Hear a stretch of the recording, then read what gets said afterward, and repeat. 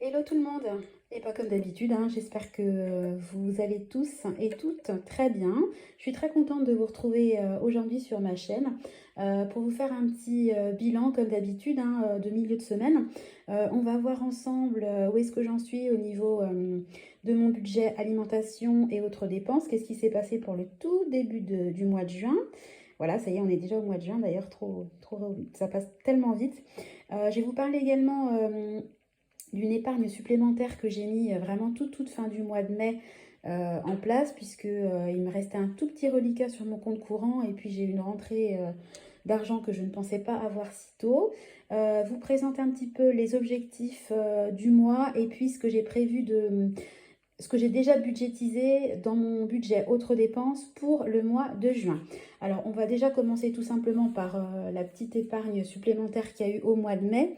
Alors, je me suis mis des petites, des petites fiches pour pas vous faire, pas faire défiler tout mon classeur, pardon. Hop, j'essaie de pas trop vous faire bouger. Alors, ce que j'ai fait, en fait, super bonne nouvelle.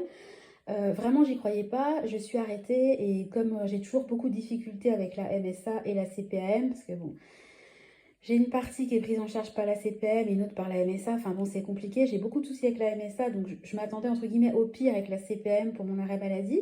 Et en fait, il a été pris en charge assez rapidement puisque mon dernier rendez-vous date auprès de la gynécologue du 13 mai et j'ai eu mon premier versement le 30 ou le 31 mai. Voilà, c'est un tout petit versement d'un montant de 100 euros. On va pas chercher bien loin, mais vraiment une rentrée d'argent que j'avais pas du tout comptabilisée ni sur mon budget de mai, ni sur mon budget de juin.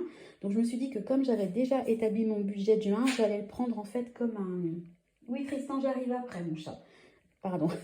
J'allais le prendre comme du bonus. Et ce que j'ai fait en fait, c'est que la centaine d'euros, je l'ai mis sur mon épargne rentrée. Je vous rappelle, l'objectif, moi, c'est d'avoir 200 euros. Le grand va rentrer au CP, le deuxième à la maternelle. Donc je pense qu'avec 200 euros quand même, on est bien. Excusez-moi, c'est de la vaisselle. Voilà, donc j'ai mis reliquat du mois, hein, de mai, tout simplement, plus 100 euros. Donc super méga contente. J'ai clôturé une épargne, voilà, de manière inattendue. En fait, je ne m'attendais pas à ça, donc trop contente. Donc la rentrée, c'est bon. L'épargne rentrée est clôturée, donc super contente. Et puis, autre petite épargne sur mon compte courant, pardon, il me restait exactement 15 euros. Donc ce que j'ai fait, c'est que je me suis dit que j'allais mettre l'argent sur mon défi des 52 semaines. Alors j'ai même pas réfléchi, j'aurais voulu terminer en fait des mois. Donc ce que je vais faire, c'est que je vais mettre 6 euros. Parce que pour le mois de juillet, on est censé mettre 6 euros par semaine. Je vais mettre 4 euros, voilà, je suis à 10. Et puis je vais partir sur 5, hein, parce que de toute façon, j'ai pas d'autre option. Voilà, et 5.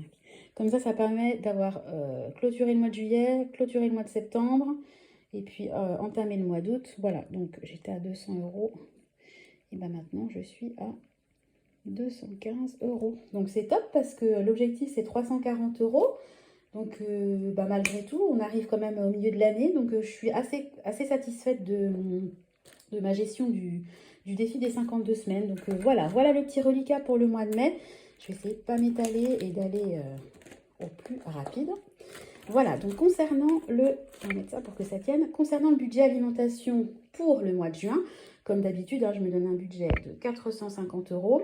Alors, ce que j'ai fait, en fait, c'est que en date du 31 mai, parce que moi, si vous voulez, je compte le mois de mai, la semaine est à cheval sur mai et juin. Donc, moi, j'ai intégré le budget alimentation sur mon budget de juin, même si j'ai fait mes courses toute fin mai. Hein, voilà, donc j'ai payé 81,52 € qui sont déduits de mon budget de 450 euros. Donc, il me reste à aujourd'hui 368,48 € Alors, pareil, très contente de mes courses. Alors, je vais essayer de faire ça bien pour que vous voyez ça. Bien, tout simplement. Donc, à la base, j'en avais pour 116,54 €. Il y avait encore une super promotion sur les couches. Donc, il y avait 80% qui était crédité sur ma carte. Donc le pack de couches coûtait 34 euros. Donc ce que j'ai fait, c'est que en fait j'ai utilisé une partie que j'avais sur ma carte fidélité pour payer le pack de couches. Ce qui fait que ça m'a pas du tout bougé mon budget alimentaire. Voilà, j'ai eu 1,02 € de réduction immédiate. Et puis donc en résumé, j'ai payé 81,54 € 52, puisque j'ai déduit des 34 € de ma carte fidélité.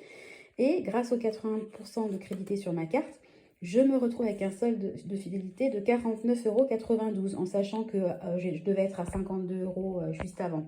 Donc bah, encore une fois, le pack de couches me revient à quasiment rien et puis bah, mon budget alimentation n'est pas impacté. Donc j'essaie vraiment d'optimiser et de me servir le plus possible de ma carte fidélité pour pouvoir bénéficier de promos quand bien évidemment elles sont intéressantes. Typiquement des couches, bah, moi j'en ai vraiment besoin et l'utilité. Donc pour moi c'est vraiment une promo qui est super intéressante. Et puis j'ai à côté, vous savez, un petit compte épargne promo où aujourd'hui je crois que j'ai une trentaine d'euros. Donc je jongle en fait entre ma carte fidélité et mon épargne promotion pour pouvoir bénéficier des promotions et bah, en fait en permanence renflouer en fait l'argent que je crédite sur ma carte fidélité. J'espère que je suis claire dans mon explication.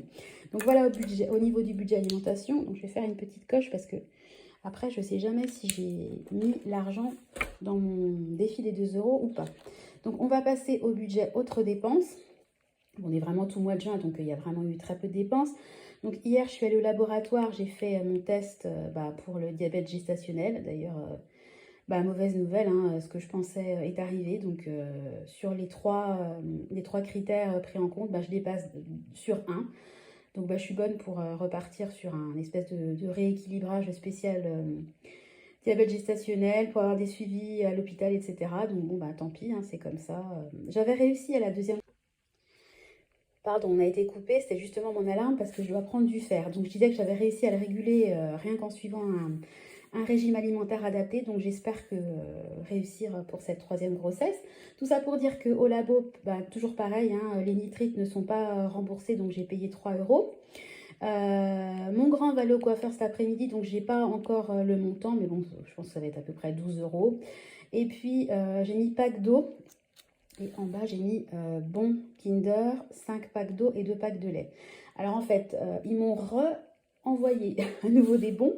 Donc j'avais 7 €, j'ai eu en plus 8 €, donc je me suis retrouvée avec 15 € de bons. Pour rappel, le Colruyt, la dernière fois, nous avons envoyé bouler, hein, sous prétexte qu'il ne prenait pas les bons un jour férié. Donc j'ai envoyé mon époux parce que j'avais oublié de prendre de l'eau au drive. Donc il est parti avec les bons. Je lui ai bien demandé de vérifier avant d'aller en caisse que les bons seraient pris en compte. Alors, ils ont été pris en compte, effectivement. Donc, ce qu'il a fait, c'est qu'il a éclusé le plus possible de bons. Vu que ces bons-là, ils sont un peu soumis au bon vouloir de l'enseigne, on s'est dit, si ça passe, on va essayer d'en liquider, entre guillemets, un maximum. Donc, c'est pour ça qu'il est revenu avec 5 packs d'eau et 2 packs de lait. Donc, là, c'est super, j'ai du stock. Mais bon, c'est pas évident de faire un compte rond. Donc, il a dû, entre guillemets, sortir 0,76 €. Donc, je l'ai mis dans autres dépenses. J'aurais pu le mettre dans budget alimentation. Enfin, je l'ai mis là.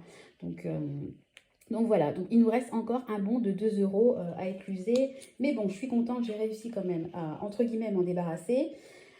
Malgré tout, j'en avais quand même eu pour 27 € de chocolat pour Pâques et j'ai eu que 15 € entre guillemets de retour via ces bons-là, puisque j'avais pris des gros œufs maxi qui n'étaient pas évidemment pris en compte dans le rappel des produits. Donc voilà. Bon, écoutez, en tout cas, je suis contente, j'ai réussi quand même à me libérer d'une partie des bons. Donc je vais cocher avec vous comme quoi j'ai fait le défi des 2 €, puisque vous savez, pour rappel, à chaque fois que je fais une dépense en carte, quelle qu'elle soit, je me fais une petite taxe de 2 €. Donc 3 en autres dépenses et 1 en alimentation. Donc ça y est, je vais cocher avec vous 3 cases. Voilà. Alors c'est parti. Non, 4 cases. 1, 2, 3, 4. Voilà. Donc là, je suis à 36 € en sachant que j'ai déjà 200 €. Donc je suis à 236 € sur mon défi des 2 €. Donc écoutez, très contente, ça progresse, ça avance. Voilà, alors je voulais vous donner également mes objectifs pour le mois de juin. Donc ce que j'aimerais, c'est vraiment clôturer mon épargne pour le lit de grand de mon deuxième. Alors je me suis donné, évidemment, je suis sûre qu'il va encore être super loin. Comme d'habitude, à chaque fois que je cherche un truc en direct, voilà, les vacances, les promos, ça, vous allez voir tous mes trackers. J'étais plus contente d'avoir marqué les pages et puis au final, je me retrouve. Voilà, alors, mon objectif, c'est d'avoir 350 €. Donc là, fin mai, j'en étais à 260 €. Donc j'aimerais vraiment que cette épargne-là soit clôturé. Comme l'épargne rentrée, on n'en parle plus. Et puis voilà.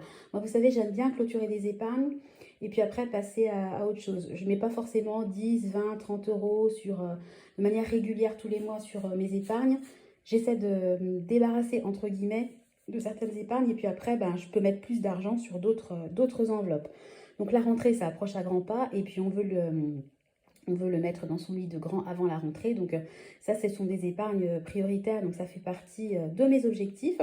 Ensuite, comme j'aurai deux revenus immobiliers, soit en moins, soit avec un revenu diminué parce que la personne quitte, je crois, au 11 juin et l'autre au 16 juin. Donc les deux vont être diminués, donc les revenus vont chuter.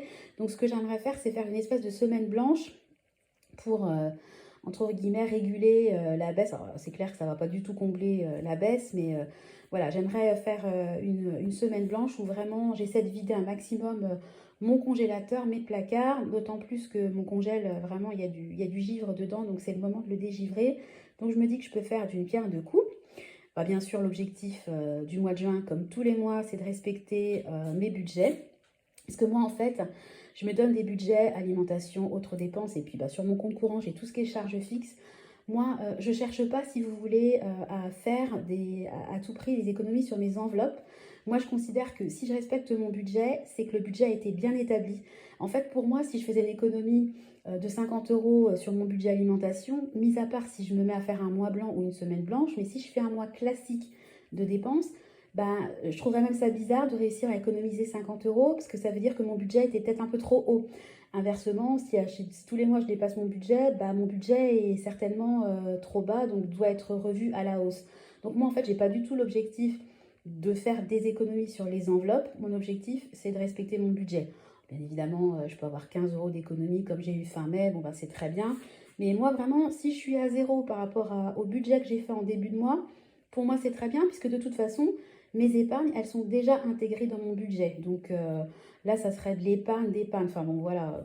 Moi, si je remplis mes enveloppes dédiées pour le mois et puis que je ne dépasse pas mon budget, je suis hyper fière de moi. Voilà, donc respecter le budget. Et puis ce que j'aimerais aussi, c'est... alors, je ne vais pas me faire un tracker pour ça parce que c'est vraiment un tout petit montant. On a la table sur laquelle je filme. Là, je suis dans la cuisine. Vous voyez, par rapport à mon classeur, elle est vraiment minuscule. Donc, on aimerait vraiment avoir une table un peu plus grande parce qu'on prend le petit-déj en plus dans la cuisine. Donc, vous imaginez la galère que c'est. Donc, on voudrait acheter une table, mais vraiment une table de base, carrée à Ikea, blanche, en espèce de mélaminé pour pouvoir passer un coup d'éponge. Et puis, on va sûrement pas investir avec des petits à la maison. Donc, j'ai regardé, elle est à 39,99 €. Donc, ce que j'aimerais, c'est mettre 40 € de côté ce mois-ci. Comme ça, quand on va à Ikea pour faire toutes les courses pour le fameux lit grand de mon deuxième, et ben en même temps, clac, on prendrait la table et puis voilà, bah, ça serait fait. Voilà. Alors ça, c'est pour mes objectifs de juin. Et puis, au niveau des autres dépenses, alors qu'est-ce que j'essaie toujours de prévoir un petit peu les dépenses du mois. Et puis après, bah, il y a toujours de l'imprévu. On peut se faire un McDo, on peut se faire un resto, on peut avoir un vêtement à acheter. Enfin, il y a toujours des choses qui tombent. Mais j'essaie de provisionner, entre guillemets, un minimum. Donc, ce que je vais avoir enfin, les autres dépenses qui vont venir, il va y avoir la fête des pères. Donc, ben, pour mon mari, c'est déjà fait. C'était la fameuse paire de basket, mais il va y avoir mon papa. Donc lui, je pense que je vais lui acheter une bouteille. Enfin voilà, de toute façon, c'est au mois de juin, son anniversaire est tout début juillet, donc c'est très très collé. Donc je me mets un petit budget de 20 € histoire de marquer le coup. Voilà. J'avais comptabilisé 15 € pour le coiffeur de mon grand, donc je pense que ça sera moins. Ensuite, il y a une fête foraine. Alors, il y a deux fêtes foraines, une chez nous et une dans le village de mes parents. Ils habitent à une dizaine de kilomètres de chez nous. Donc, on va y aller cet après-midi.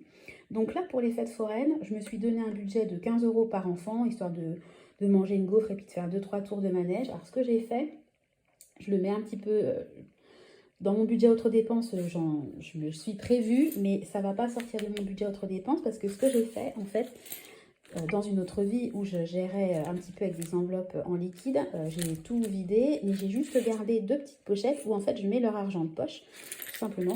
Clairement, l'argent de poche, c'est les petits sous qui sont donnés par les grands-parents, hein, parce que moi, à 5 et 2 ans, ils n'ont pas encore d'argent de poche. N'empêche que mine de rien, le grand, il a 59,61 € et le petit 35,07 €. Donc ce que j'ai fait, c'est que j'ai déjà sorti les pochettes, puisqu'on va y aller cet après-midi. Et puis, il y en a une autre qui est prévue, je crois, le 11 juin. Donc, je me servirai en fait de ces pochettes-là parce que les grands-parents, en fait, ils donnent ça pour qu'ils puissent acheter une petite glace, faire un tour de manège quand on va se balader, etc. Et je trouve que c'est vraiment l'occasion de dépenser. Et puis, ils voient un petit peu qu'ils ont de l'argent, ils sont fiers. Et puis, l'argent que les grands-parents donnent, tout simplement, ils servent. Nous, on leur fait de l'épargne tous les mois sur différents supports, une assurance vie, un livret, un PER. Donc, on estime qu'au niveau épargne, voilà, il n'y a pas de souci. On trouve que c'est sympa. En plus, ma mère va joindre à nous, donc elle sera contente de voir comment j'utilise l'argent qu'elle donne à mes enfants. Mais bon, je voulais quand même le préciser dans les prévisions, autres dépenses et sorties, on va dire, hein, voilà. Et puis, il va y avoir une Dino Expo, donc c'est une exposition sur les dinosaures. Alors, les deux, ils sont à fond dedans. C'est sur un parking de grande surface dans un très grand chapiteau. Voilà, donc j'ai prévu de les emmener là-bas. Donc l'entrée avec les 2 adultes et les 2 enfants, ça va nous revenir à 36 €. Voilà, donc voilà les dépenses que j'ai prévues pour le mois de juin. J'ai regardé mon tableau annuel au mois de juin. J'ai pas de prélèvement annuel qui tombe, hein, pas de charge d'appartement, pas de taxes, pas de Prime Amazon ou quoi que ce soit. Donc ça tombe bien vu que le mois va être quand même forcément plus light, hein, niveau revenu. Voilà, écoutez, voilà ce que je voulais vous dire. Je m'étais fait des petites notes. Qu'est-ce que je voulais vous dire? Ouais, voilà, j'ai clôturé mon épargne de mai, les points hebdo, les objectifs du mois, les dépenses. Et voilà, j'ai fait le tour avec vous. Écoutez, j'espère que la vidéo a été claire. J'espère que vous êtes motivés pour passer un bon mois de juin et puis respecter votre budget. On est le premier, hein, donc on a tout le mois pour bien se comporter, entre guillemets, tout en se faisant plaisir, hein. Moi, j'ai un budget autres dépenses, vous voyez, voilà, on va aller à une exposition, on va aller à la fête foraine, voilà, le coiffeur, enfin... L'objectif, j'ai 250 €, c'est encore une fois pas d'épargner, c'est voilà, j'ai un budget et je m'en sers pour me faire plaisir ou pour des achats de nécessité qui passent dans le budget autres dépenses. Voilà. Bon, écoutez, on est tous motivés, on va tous passer un bon mois de juin, voilà. Moi, même si j'ai du diabète gestationnel, je le prends bien, hein. Bon, hier, j'ai eu les résultats, j'étais un peu dégoûtée et puis je me dis que voilà, si je suis les préconisations qu'on va me donner, ça devrait bien se passer. Et puis voilà, il y a pire dans la vie, c'est juste un mauvais moment de piqûre à passer pendant quelques mois. Voilà, écoutez, je vous souhaite une belle journée, profitez de votre mercredi, bon début de semaine, bon début du mois de juin. Je vous fais à tous des gros bisous et puis je vous dis à très bientôt. Bye bye.